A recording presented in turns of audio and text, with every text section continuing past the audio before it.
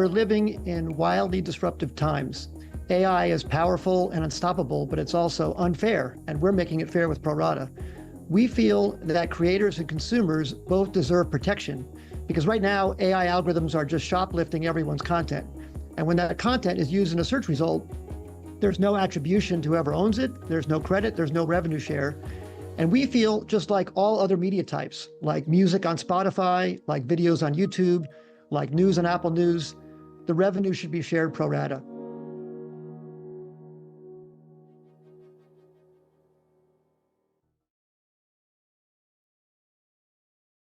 Good morning and welcome to Washington Post Live.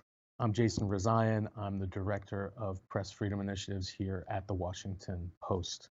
I'm delighted to be joined today by two guests who will talk about global trust in news. My first guest today is Bill Gross, CEO and founder of ProRata.ai, here to talk about AI, media, and public trust. Bill, welcome to Washington Post Live. Thank you for having me. Bill, I wanted to start. News organizations around the world are increasingly experimenting with cutting edge AI technology. You and your team have engaged with several big media brands who are employing what you call ethical AI. Can you tell us a little bit about what ProRata does and how it's different than other AI platforms out there? Thank you. Well, right now, generative AI is powerful and unstoppable, but it's scraping up lots of content from all over the web and from everywhere they can find words, and then generating answers using statistics and probabilities of those words. In many cases, that can be wildly useful, but in many cases, it can be wildly incorrect. The term hallucinations comes to play for when AI makes up something which sounds like correct English, but is just completely farcical, no basis in fact. What we believe AI should be used for is the power of answering people's questions. That's incredible. But it should be sourced. You should see where the answers are coming from, and the answers should be crafted from the actual human input that was put into creating the articles. And therefore, we want to partner with people where they give us explicit permission to use their words, use that in answers, and then reference it. And we think that's a game changer. You talk about the idea of ethical AI. That's something that we're discussing a lot in the media, but in other realms as well. As applied to media in particular, what does that look like? Tell us a sense of what that means. Well, if you look at all other forms of digitization of media today, they all share revenue with the creators. You could take an example of Spotify or of YouTube or of Apple News or the app stores. All of them don't just steal content and then sell it to users and compensate the creator with zero. And people have come to understand that a revenue share is fair. It's sustainable for the creators as well. Well, we think that should be the exact same thing for generative AI. If generative AI is going to consume content from creators, they should cut those content creators in. Now, the reason that they're saying they don't is twofold. First, they're saying, well, we don't think we can make our business model work if we have to pay. Well, that's not a valid reason. You can't just steal muffins from the bakery across the street for your croissant sales, for your muffin cart, just because that's what makes your business model work. So that's one absurd reason. The other reason is more detailed. It's challenging to do because there's no simple stream to count or video view to observe. It's more complex to figure out what content actually was used in an answer. But that's what we've developed. We've developed at ProRata a technology that can look at the output of generative AI, dissect it, and figure out where the component parts came from and in what percentage. And then that enables revenue share based on that percentage. And we feel that fully 50% of the revenue should be shared with the creators. And as someone who is concerned about the future of the news media, as someone who started my career as a person whose content appeared on a printed page in paper, watching the transformation of our industry is both exciting but also a little bit disconcerting. Do you think that there's a significant or viable future for journalists and news organizations to benefit monetarily from increased AI use in the way that you're talking about? Oh, of course, I feel the answer is yes. I feel the answer is no if journalists aren't cut in on the revenue share, but I feel the answer is a thriving ecosystem if journalists are. Take an example of your reporting from the Middle East. If you write something that is valuable insight for the world that people want to hear and people search for, and then your content is used in that answer, you should absolutely be cut in on the revenue that is made based on that. Now, in existing search, that is not the case. In existing search, say Google or other search engines, someone does a search for something and then they get a list of links where they can go look at articles and come up with the answer themselves. But in this new Search 3.0, I call it Search 3.0 because Search 1.0 was Yahoo, AltaVista, the early Excite, Lycos, and that was all sponsored by banner advertising. Search 2.0 is Google and everything we've seen for the last 25 years, and that has been sponsored by pay-per-click advertising. But Search 3.0 is no longer search, it's just get answers. You type in your question to AI, AI understands what you're asking, and then searches all the content for the answers and just delivers you an answer. That is incredible. That is so useful to people. People love that. But those answers came from somewhere. Those answers came from your hard work. You were out there in the field covering something, and therefore, this new search needs to cut in creators, just like, as I said, other forms of digital media. Like Spotify could not just take all the songs from artists and not cut them in when people listen to them. And I think that's the same thing for generative AI. And for journalists and media professionals who might be skittish about opting into this sort of information sharing, what do you see as other ways that journalists can potentially benefit from their work being used to train AI models? Well, there's two places where people who are creators can participate in generative AI. One is licensing their works on a one-time basis for training. And there are many companies that are doing that.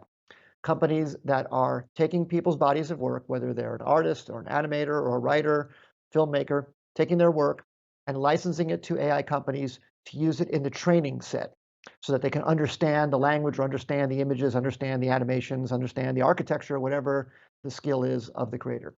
And then there's the second part that we're focused on, which is on pay-per-use on the output. So there's the input to AI systems. That's one place where creators can monetize their craft. And there's the output on pay-per-use, where every time your information, your creativity is used in the output of an answer, then you get a revenue share. We're focused on the output. The reason why we're so focused on that is I think that's the main sustainable way that creators can make a living. Just like you make a living when your work is published in print or online, in generative AI, every time someone asks a question, every time your content is used, you should get a check. You should get a royalty check. And that's how our system works. All of our creators, each month, they get a statement of what questions were asked, what questions their content was used in the answer, what percentage, and then a royalty check. And that's the way we think it has to be, again, just like other media types. YouTube creators share in their revenue. Spotify creators share in the revenue. Apple News is a system where all the content creators share in the revenue. We just think this should be the exact same way. Yesterday, you announced the launch of Gist.ai. Tell us what Gist does and how it differs from other models. Gist.ai is a search engine, an AI-based search engine like the others, where you type in a question in full natural language English. A large language model understands your question and then generates an answer. The difference is the answer is generated from sources, 400 sources, that have given us explicit permission to use their content, and we share revenue with them on a 50-50 basis. So we form an answer, we show you where the answer came from, and this is really valuable too, because knowing that your answer came from Reddit or Twitter or from you, or from Washington Post, or from New York Times, or Financial Times, or knowing where the content came from is very valuable for you making your judgment on the credibility. But we combine an answer from multiple sources, give you that answer so you don't have to browse through links to go search for it. And then we clearly enunciate where it came from. And then, of course, we have the revenue share with all the partners. So it's a unique search engine in that all of the revenue, whether it's subscription revenue, advertising revenue, microtransaction revenue, whatever the revenue, 50% goes out to the creators. And we think that is a model that we want to show that works and is thriving for creators and for users. Users get better answers. creators make money, and we deliver a great system that has all that auditing trail of the sources. We think that's an example to show to the whole industry. Much of the skepticism around AI and news is about the perceived risk of not having enough human oversight. If you can, take us behind the scenes a little bit. How do the conversations within your own teams evolve as you looked at the risk around the loss of oversight when it comes to the use of AI?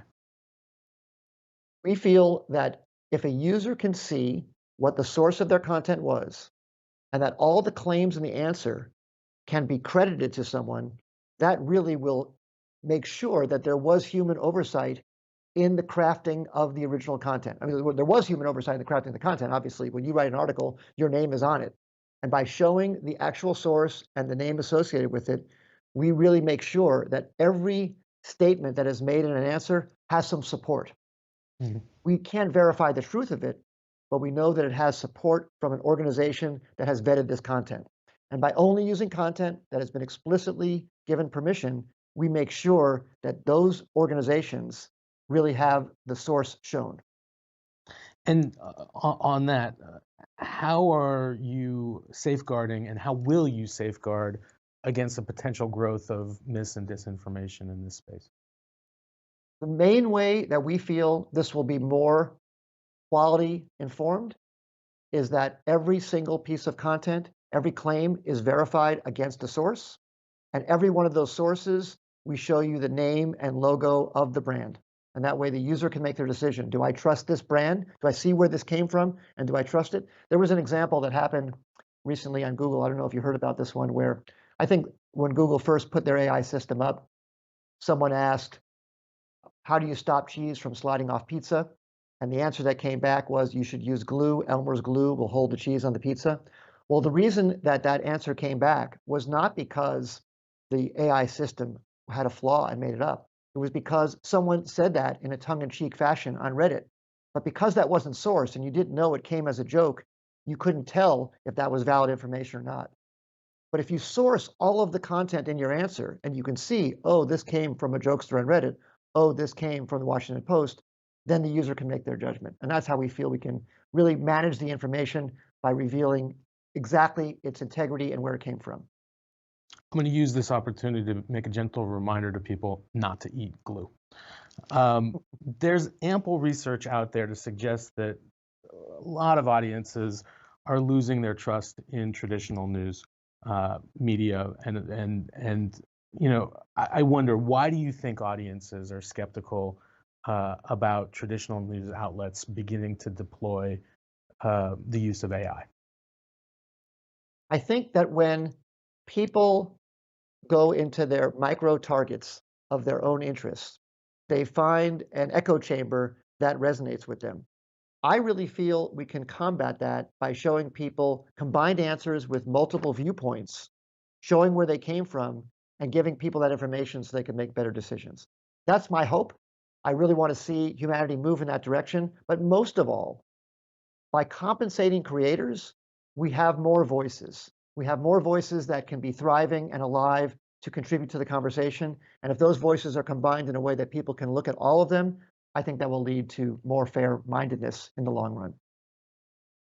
This is fascinating. We're running out of time, but before we do, I just want to take a step back and look at your, you know, kind of broader career trajectory. You are a serial entrepreneur. You seem to have been on a mission for improving the quality of information that is searchable. Why has this been such an important mission to you personally? I feel this is so important because I think this actually impacts the future of humanity, the future of knowledge, wisdom, and democracy. If creators don't have the motivation and the monetization to use their brain power to enhance the future of society, then it will drift away. Then AI will just be feeding on itself. We'll have synthetic data, which is feeding on synthetic data, and people won't advance with new thoughts, new wisdom, and new insights. I think AI is great for compiling insights, but not great for creating them. So I feel a system that incentivizes humanity to continue to create great insights is crucial. So this is a mission for me. This is really, really important, I think, for the advancement of society.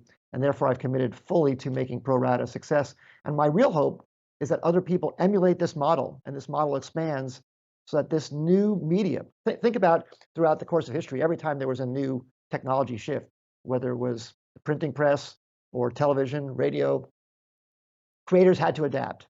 In this new media of AI, we have a chance to craft this correctly at the beginning stage. We're early in this revolution. ChatGPT is 2 years old just this month. Like right now, we're at the 2-year anniversary. So this is a chance to craft this new revolution properly so that everybody has a stake in the game. Bill, this has been, for me, exciting, insightful, and hopeful. I really appreciate you taking the time to talk with us, to join us this afternoon. Thank you so much. Don't go anywhere. I'll be back shortly with my next guest, Faye D'Souza, in just a few minutes. Please stay with us.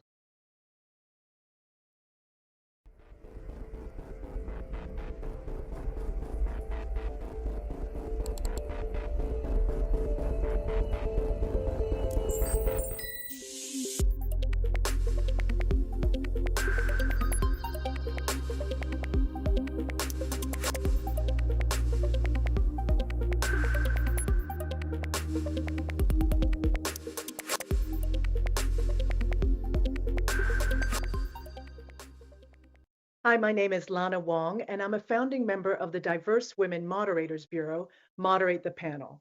I'm excited to speak with Paul Brody, EY's global blockchain leader, to learn how blockchain can help uncover fake news. In today's whirlwind of misinformation and disinformation, we've all seen how quickly fake news can go viral on social media.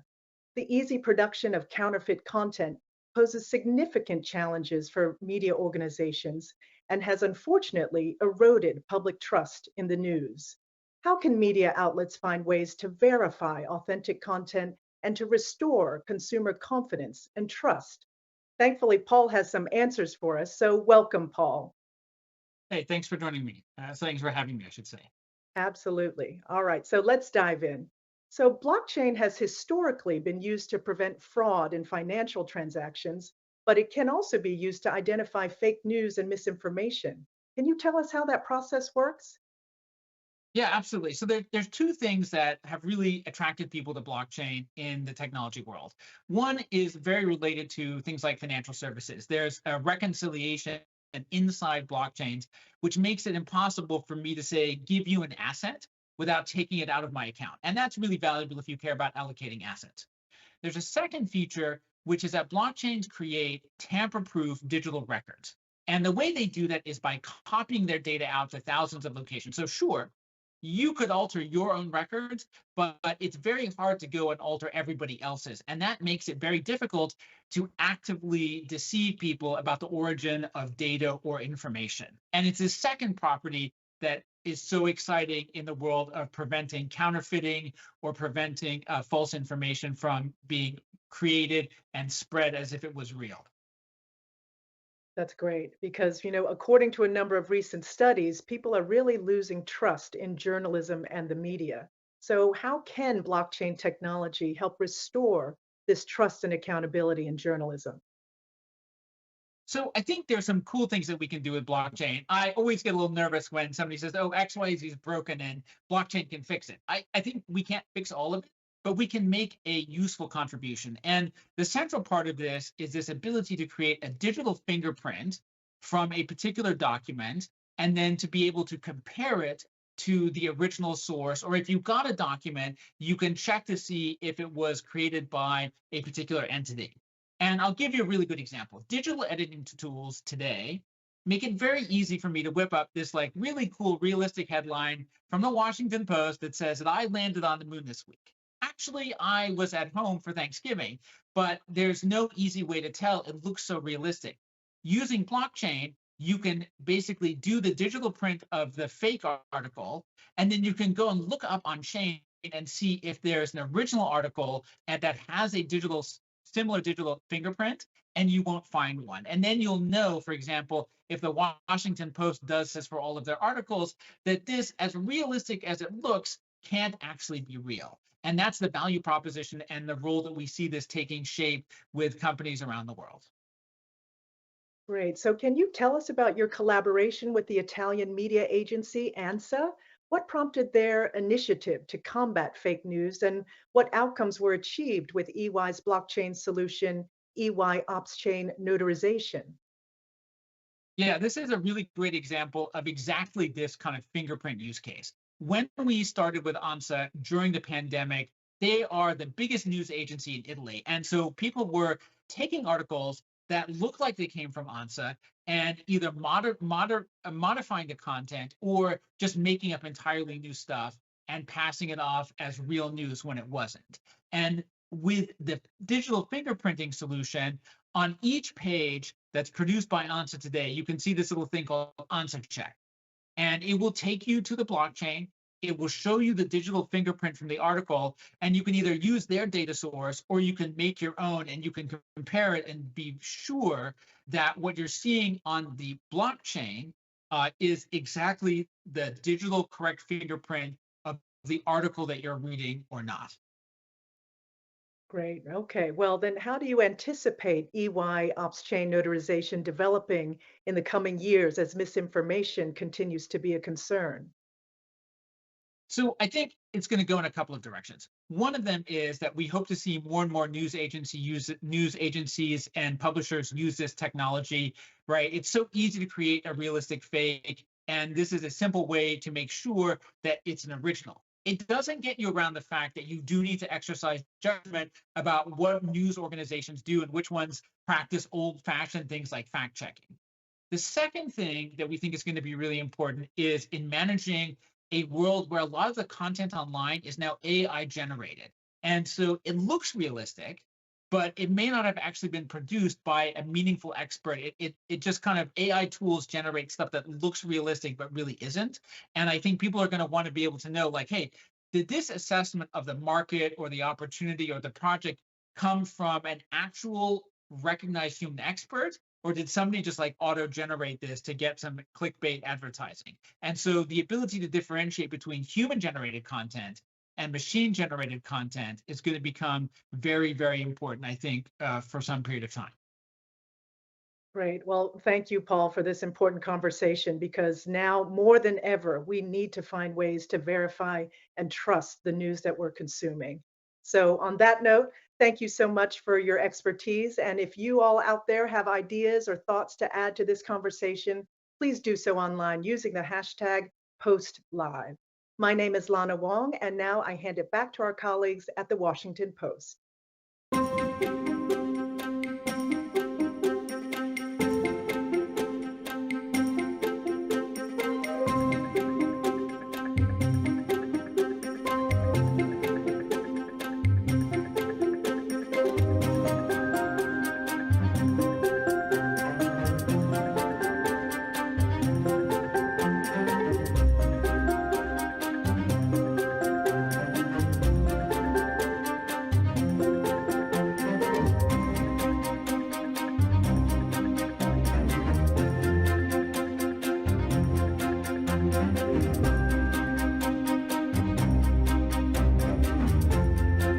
A lot of the sources that you get your news from are chunky and outdated and difficult to use. Many of them don't deserve your time, your energy, or your trust. There's a crisis of credibility that Indian news is currently facing.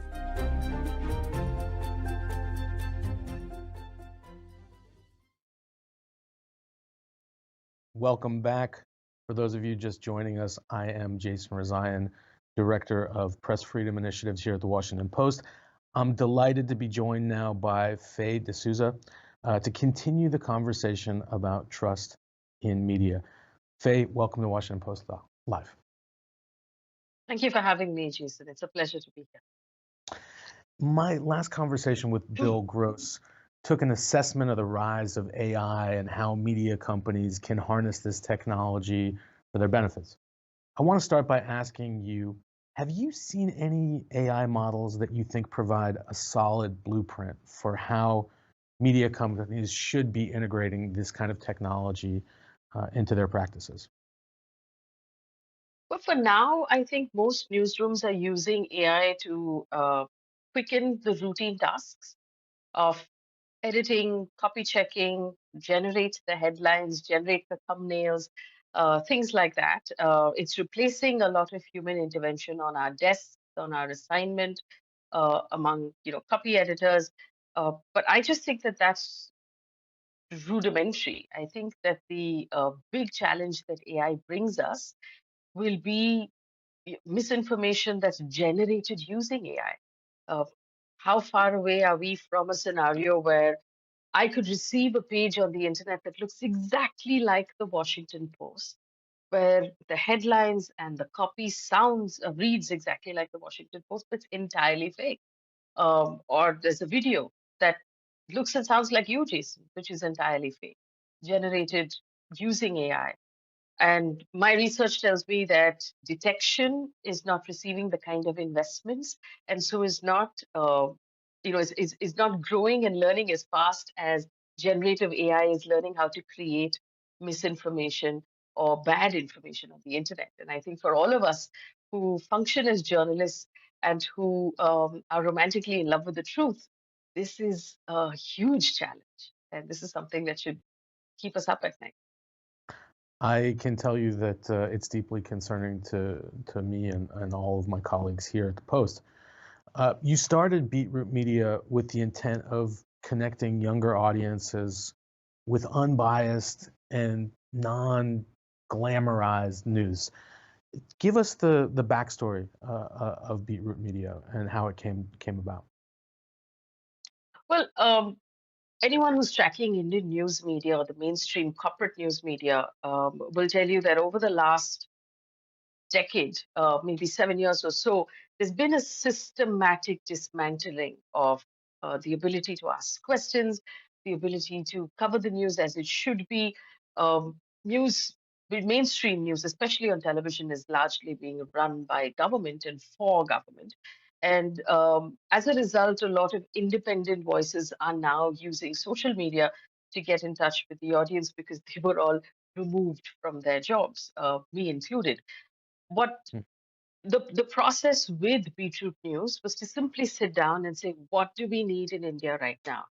There is a total lack of credibility with mainstream news because um, they're partisan entirely. Their main advertisers, are political parties and governments, and so there is a lack of credibility there as well. So in India, there's no shortage of information. There's a shortage of credibility. So the idea with Beetroot News was to be able to use social media, to use our app, to use YouTube, speak directly to the audience, and provide various levels of fact checking and, like you said, a de-glamorization of news, where we're not putting out news that's algorithm driven or that's clickbaity in the way it's written in terms of the headlines, but actually simply just tells you what happened in the most matter of fact way possible, and leave it to the audience to decide how they feel about it.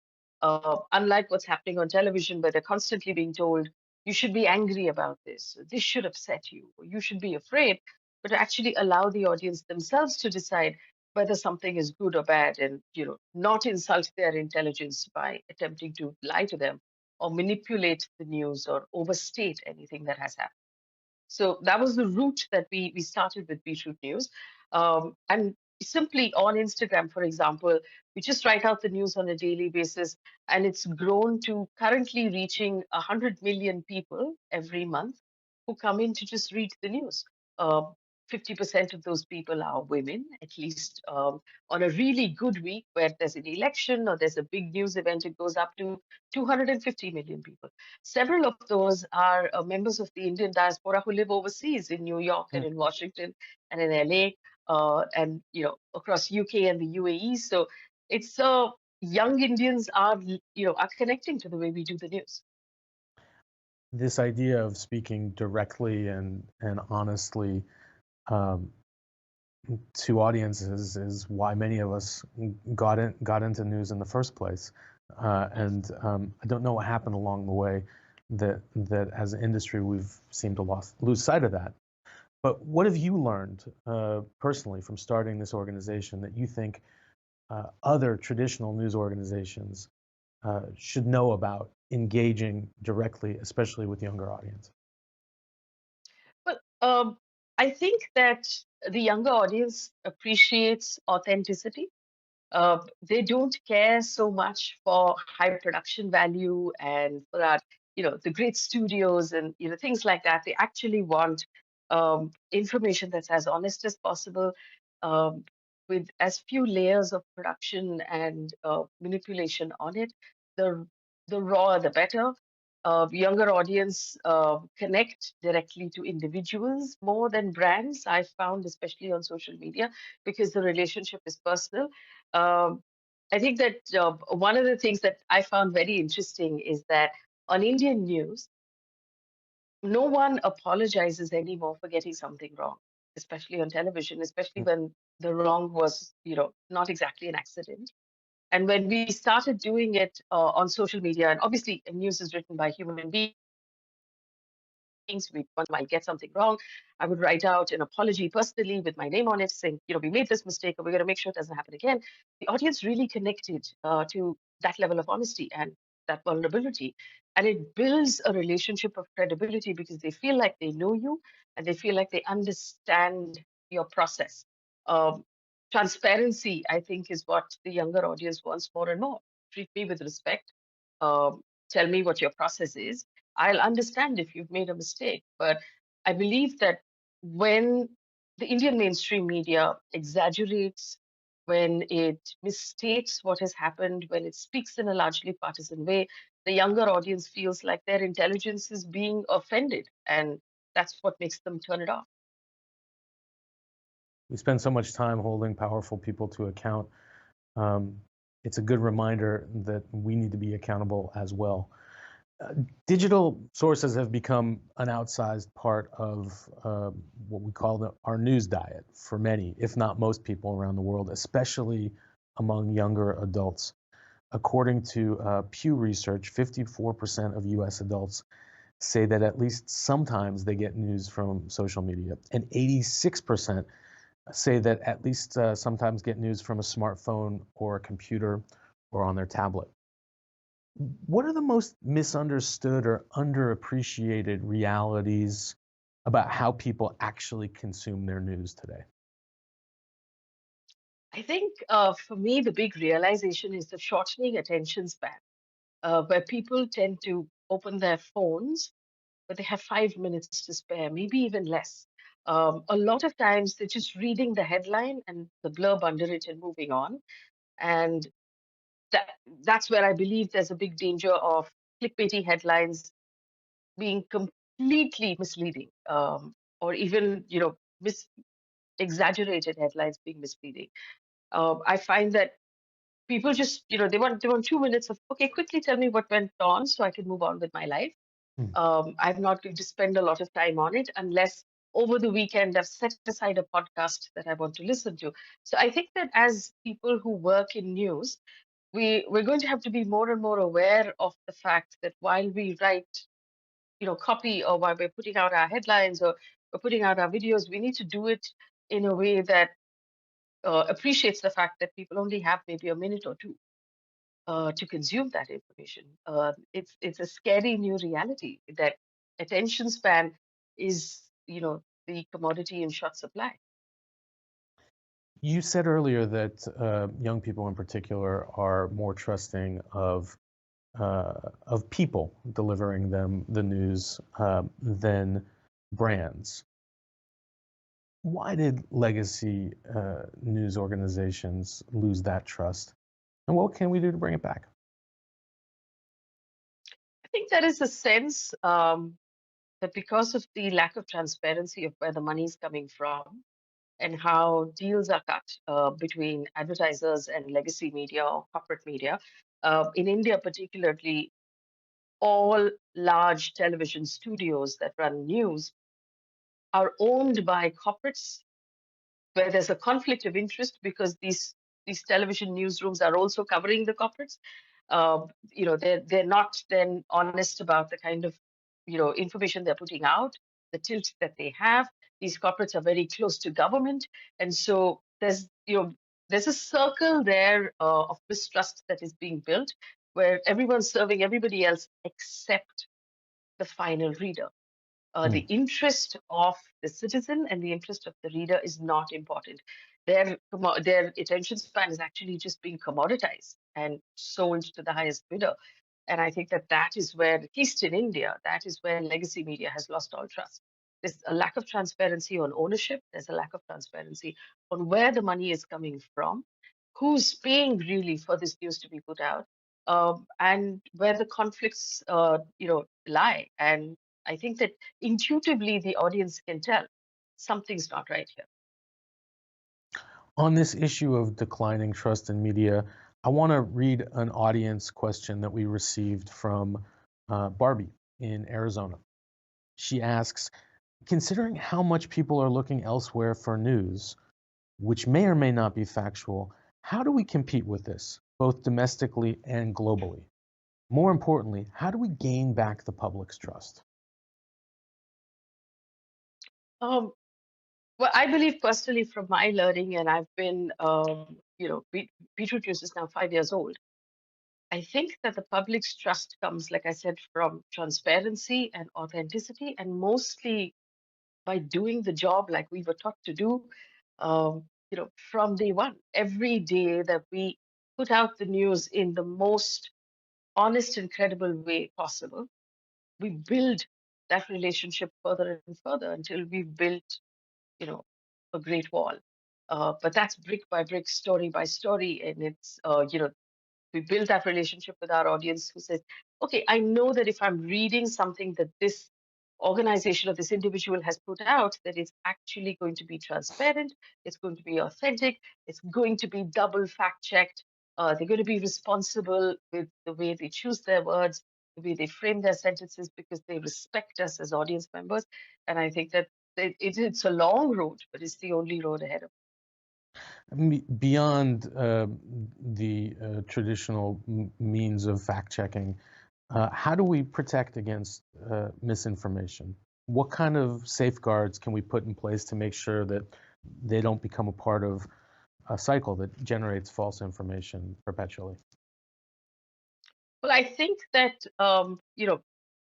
globally right now, Jason, there needs to be a movement to fund AI generated fact checking, because the answer to AI has to come from AI. Human intervention fact checking can never be fast enough.